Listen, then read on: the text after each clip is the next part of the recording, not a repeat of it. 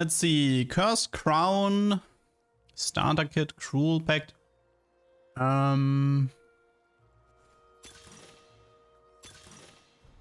Birthday present. Okay, I'm doing Starter Kit. And I got Yunara with Shen. So Yunara is Ionia Quick Striker, I believe. Quick Striker is more attack speed on people who are low HP. Her ability is gain attack speed, infinite range, replace attacks with lasers. Lasers deal damage in a line, reduced by the amount of enemies pass through, and when they critically strike, they deal bonus true damage.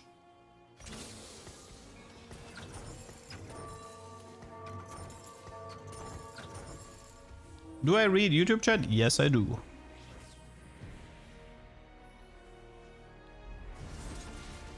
This guy went ticket into Yordle reroll, I assume.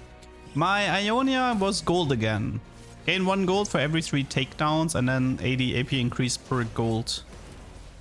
Yunara actually has a fairly, visually a very satisfying ability, but unfortunately it doesn't deal any damage. She kind of needs a buff.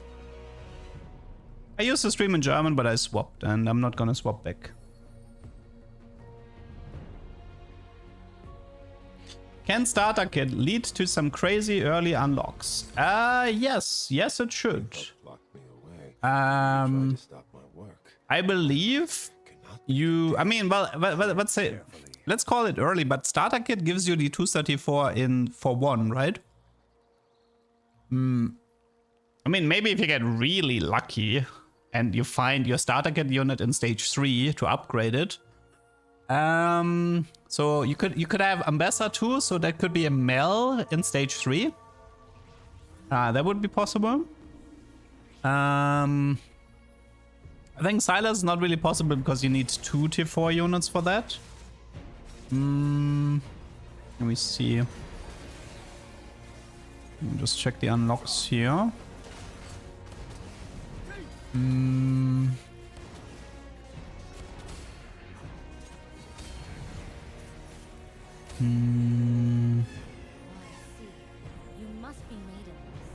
Like a lot of them have level requirements. I'm pretty sure Mel didn't have one. That's why Mel would work with Ambessa specifically. I don't think there's actually... No, I think it's just Mel and Ambessa really. I think the rest needs levels.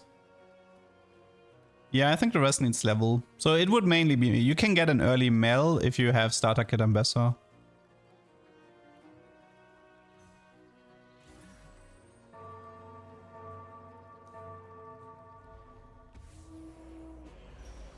Have I playtested Nidalee? Yeah, I'll show some Nidalee game tomorrow.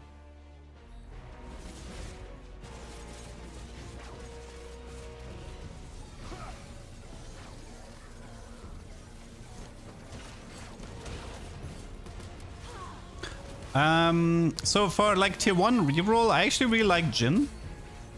Now the only problem with Jhin is that I don't like Ionia as a trade. But I think Jhin has some interesting things going for him.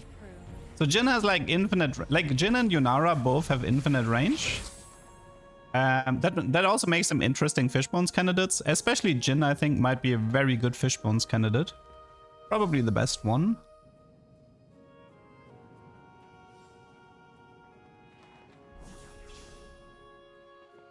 That's my opinion on new Sett so far.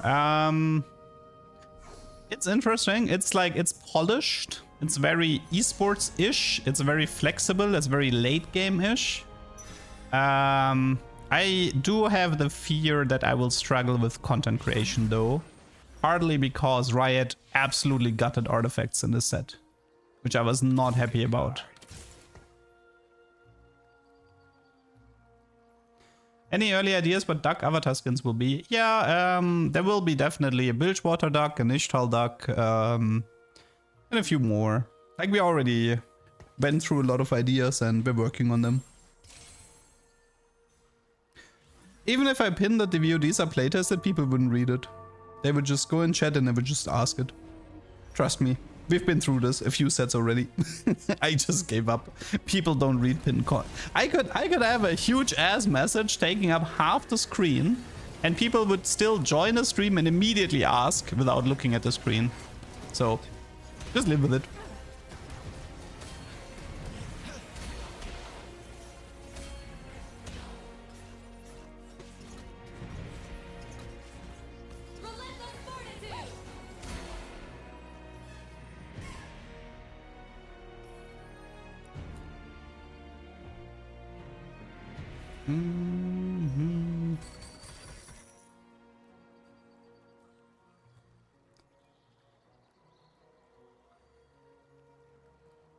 I don't care if gutted artifacts are healthier for the game. If it's a game I consider boring, I don't want to play it. See, this is the thing, but please keep this in mind. I am not a competitive streamer, right? I don't play tournaments. I don't ladder grind for rank 1. I don't care about being challenger. I play TFT for fun. For me, power equals fun. Not like balance is not equal fun in my opinion. Power equal fun. I want to play something that's powerful. So if you kill everything that's powerful, or if you make everything sort of like the equal strength, I lose interest. Because for me, this is not fun. Or like less fun, let's call it like that. If it was no fun, I wouldn't be playing. Why didn't I like Ionia? So I just felt like Ionia was a sort of like it was like a nothing burger trade. So I made this example with Set 7 Mirage. There were some Mirages that were really fun to play, you know, like there was like Electric Overload was fun, the Pirate Mirage was fun, and even to an extent Duelist was okay and stuff like this. For Ionia, it's like, I think there is a Blade Master Ionia if I'm not mistaken, so that one might be interesting. But everything in Ionia felt like very nothing burger, you know, it's like, oh, you have like HP, 80 AP, and then you get a bit more. So it was very stat-stickish that didn't really feel satisfying or noteworthy. I just don't like these types of trades. Skana needs level 7. It's just like the data websites say that you don't need, like the data websites, they just copy-pasted a document where the level 7 requirement wasn't in it. But I can 100% confirm Skana needs level 7. You are not in I actually played some Skana, so even in the playtest, you need a level 7. Ionia switches each game? Yes. There's like 4 or 5 different paths, but the problem is I kind of find every path very boring. So that's why I don't see myself playing a lot of Ionia.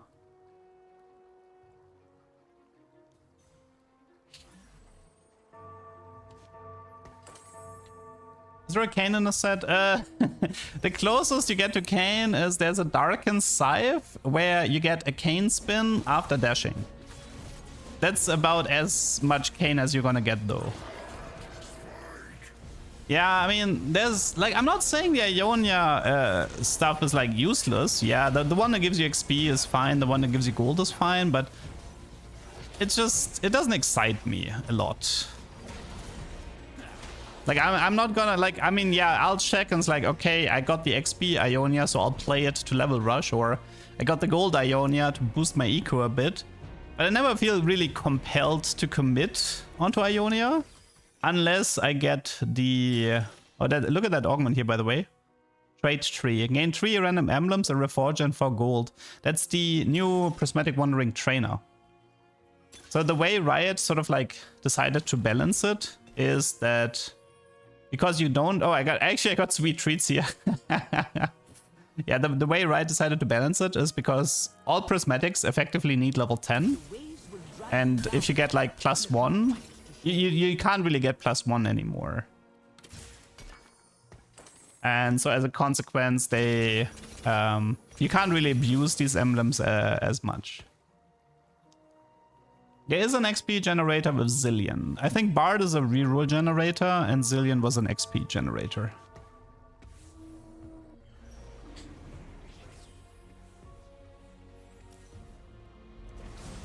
When will they reset iOS PvE slot? That's a question for Riot on Twitter, not for me. So here, now, what I'm doing right here is visually fun, but very inefficient, and let me explain why. Yunara is a quick striker. Now the way Quick Striker work is that they gain bonus attack speed based on target's missing health. So you actually kind of want to focus down your targets. And like, for example, like with Yunara, you can be like, you want to hit the frontliner and then one of the backliners. And because you keep autoing into the same direction, you gain more attack speed and you also sort of like maximize your damage to the front and the backliner you're hitting. Now, during her cast, she's infinite range, which means with Fishbones, she can actually hit the entire board. But the problem is that the way her ability works is that she kind of doesn't deal any damage and you don't really use the Quick Striker trait very well.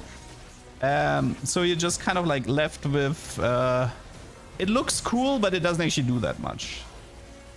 But it looks cool. Hello, Twonk.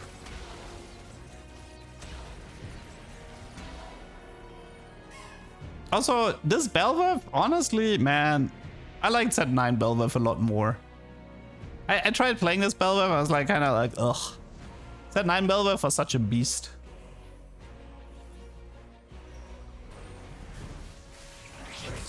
Warwick Flicker Blade.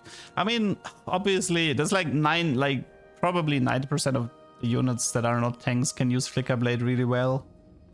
Like, Flicker Blade is literally probably the best artifact you can get, even though it was nerfed.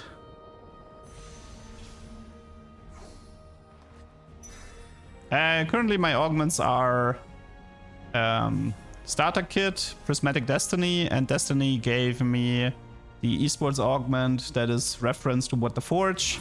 Effectively, it's gain 1 artifact anvil and some bonus HP based on the amount of items you have on your units. Flicker Blade gives less attack speed than old Ginzo at this point. Yeah, I kinda want anger issues back. See, the thing is, like, right now I only have anger issues at home. Because they took away my artifacts.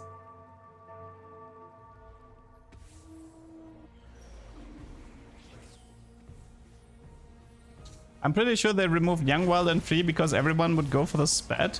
I don't think Spats are that broken in this set. I don't think so. You need level 10 for the Prismatic, and the verticals are often not worth chasing.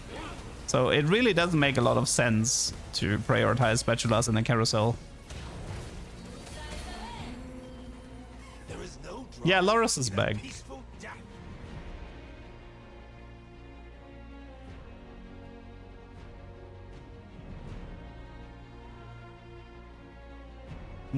By the way, for the YouTube, like, I mean, well, kind of weird for YouTubers to ask what the comment was, considering you guys can just go back. You can just like click to the augment selection. But here you can see it. Gain an artifact anvil. Your team gains 30 health for each item equipped. On champions, health gained 120. It is a reference to title winning set 12 with What the Forge.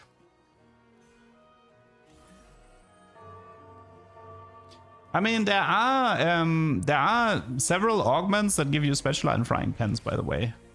There is something called Urf's Gambit that can give you either a spatula or a frying pan. And there's an augment literally called Urf that gives you a spatula. Oh, the Noxus trade? It's fine. It's like good mid game, but kind of look iffy in the late game.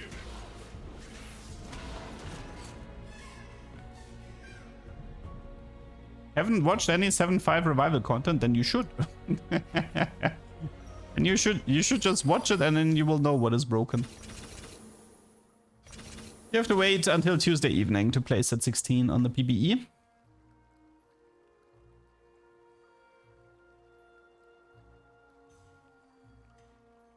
Wait, am I rushing Sett here, or what am I doing?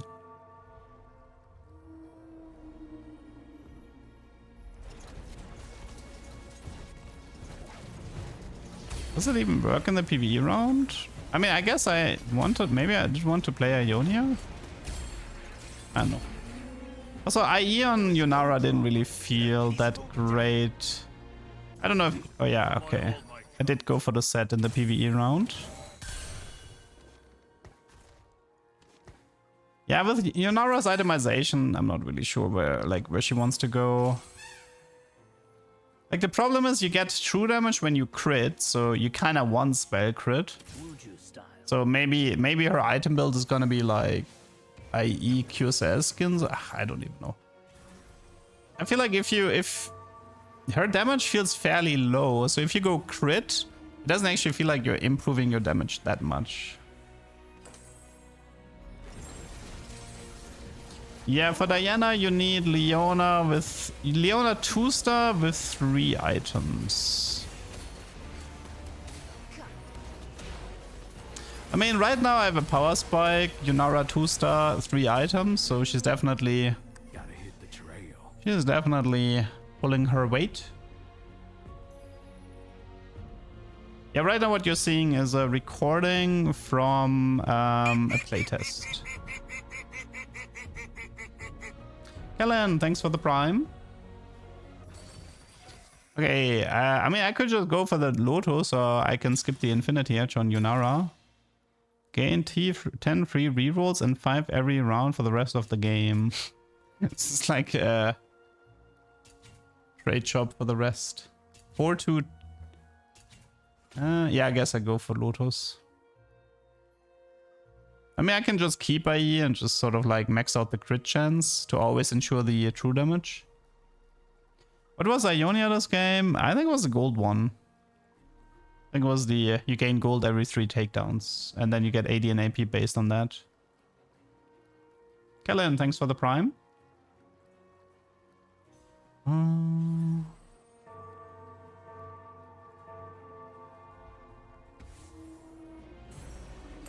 What is this? Jinx, Gunslingers. It's Call to Chaos. I didn't really like Call to Chaos that much in the playtest. But yeah, at least visually Yunara is pretty fun. But 2-star Yunara is not no late game, I can assure you that. You cannot finish, you cannot get a top 2 just with Yunara 2-star. You need if you actually want to win lobbies in this set, you need a good late game. Like, you need to be level 10, you need to have 2-star legendaries, you need to have 7 costs. They need to be useful. Do not expect this type of board to properly make a top 2. Because late game is difficult.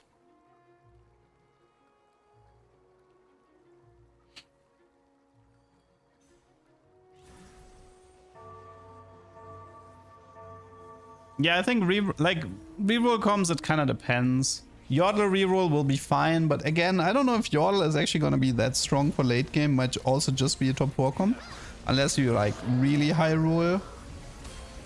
I think you can win with reroll, but I think you need to high roll.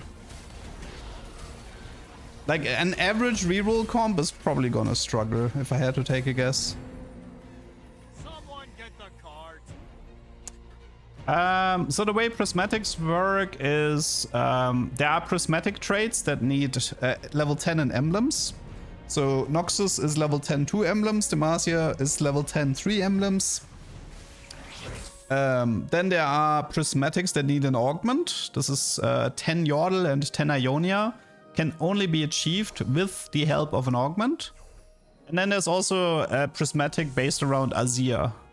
If you play Azir and you fulfill like 3 different streaks to get the remaining Shuriman units, you will get the prismatic trait at 4 Shurima. So far the Shurima prismatic was the easiest one to get. And yeah, after that it's probably just the level 10 plus double emblem ones. As said, it was always AP in set 4 as well. Or I'm pretty sure he was, right? Yeah, I think he was. I mean, honestly, the thing is, like, he's kind of like 80% true damage. So yeah, Sett is like, with Sett, if he finishes his sit-ups, I think he's just pure true damage. So if he ends up casting, he most of the time he will cast after doing sit-ups. So you can expect him to be mainly true damage. They give you a lot of removers, but this might just be for the playtest or for the early game. They might reduce this once the set goes live.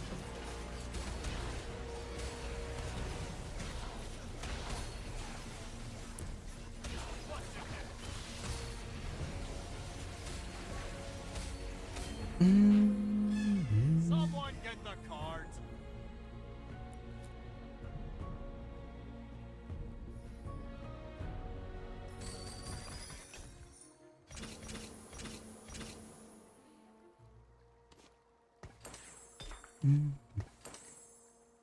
Do you feel putting Sett on the right side so he gets to a sit-up spot faster is relevant? I think I tested this in Set 4 and came to the conclusion it didn't make a difference, but I don't know. Maybe it made a difference. I don't know.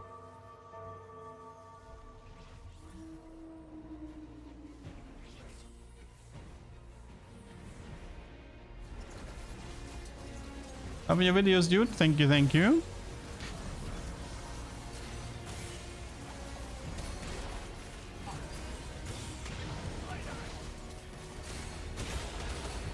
But yeah, I have Jeweled Lotus, right? It's actually kind of nice.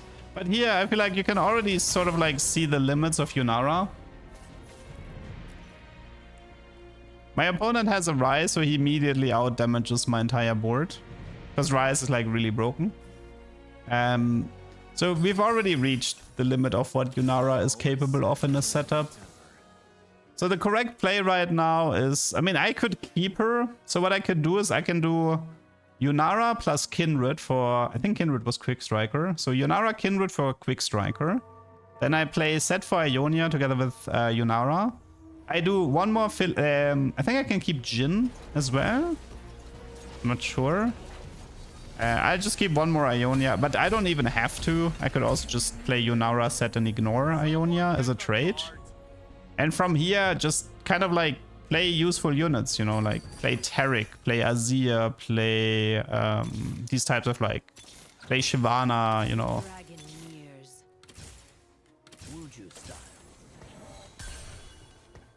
Because the thing is, like, Ionia as a trade right now does nothing for me. I could literally go down to 2 Ionia and it would be the same.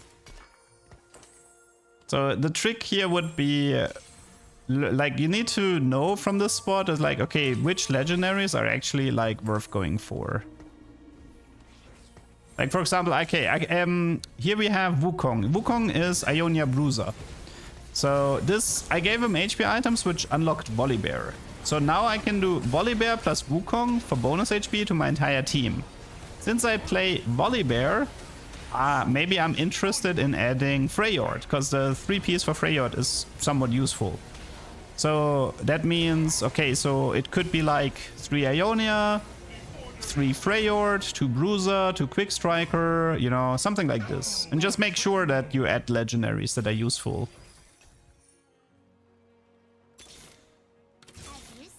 Like here, I probably should have picked up the Lissandra. I probably should play Taric. Like remove the Shen, remove the Jhin. They do nothing here. Remove Shen, remove Jhin, add like useful stuff. Honestly, I probably should have played the Lucian 2-star here as well. Lucian is a fairly decent filler unit. I can actually see Lucian 2 with the Yunara items be better than Yunara. So I could have even completely pivoted out of Ionia here. So this is sort of like, this is where the flex and late game of the set comes into play. So here I'm like mentally, I'm too stuck on Yunara and playing Ionia when I shouldn't be. I should just pivot. And because I don't, I get punished for it because I'm trying to like finish. I could even Did you know that working out with Sett makes you bigger? I could even play Nasus here. Like I could play Taric, I could play Lissandra, I could play Nasus, I could play Volibear. So yeah. And that way I create a better late game than just sticking to this Ionia Yunara board. I mean, Mort said that the Ishtar rewards aren't going to be as crazy. There are like some game-winning rewards. Like you get the Brock thing at 500, which is noteworthy. But that's more of an unlock than an actually cash out. And he said at around 1,000 you get the game-winning stuff, but for the most part he just said you're gonna get items and gold and nothing too crazy.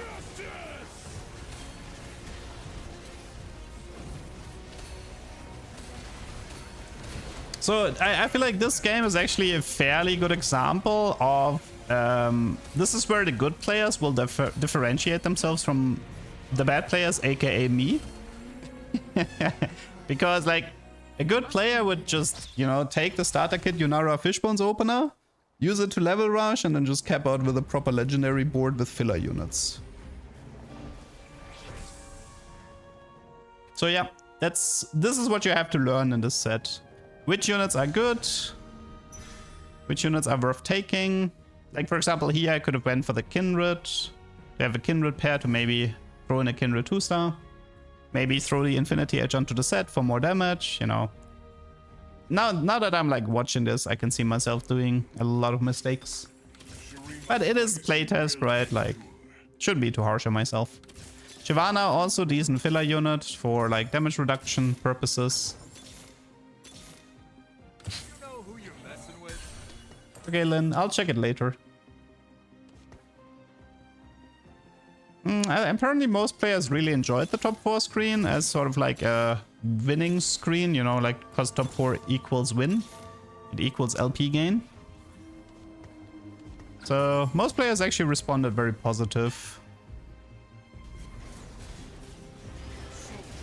Yeah, all of these games I think are from day 1, I'm pretty sure. Oh, this is Atakan here. This is 7 Noxus. Yeah, I don't know. I'm just struggling. My late game is just not there.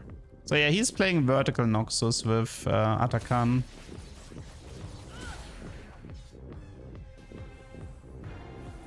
All your life has led to this moment. But yeah, looking at the board, I should isolate the set. I should have like added more carries. Like, yeah, I can see in the backline there's just no damage there, right? There needs to be like a Ryze, an Aurelian, a Sylas. There needs to be something there. Something that's actually able to carry.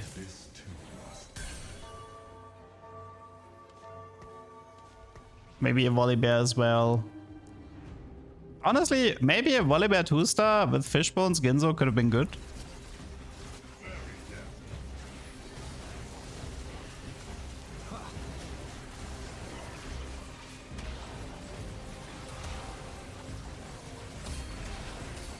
I mean, the set damage is there, but unfortunately, it's just the rest of my comp that is... Yeah, look at that Freyord here.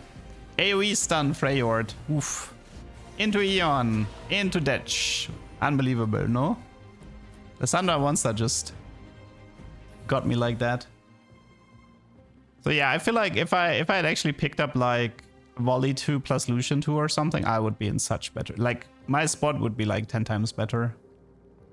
But this is something that's kind of cool about this set, right? Like, you're level 9, you just roll, and then you just pick up a bunch of legendaries, and whatever is 2-star you hit. You know, it's like, oh, I hit Volibear 2, so I'll just play Volibear. Oh, I hit Lucian 2, I guess I'll just play Lucian as my carry. And this is really the strength of this set. That you don't really know what your late game board is gonna be. You have an idea of which units you prefer, but you don't have to be strict about it.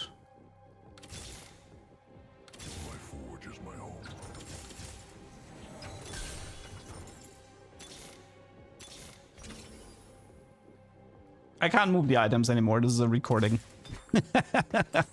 This is a recording.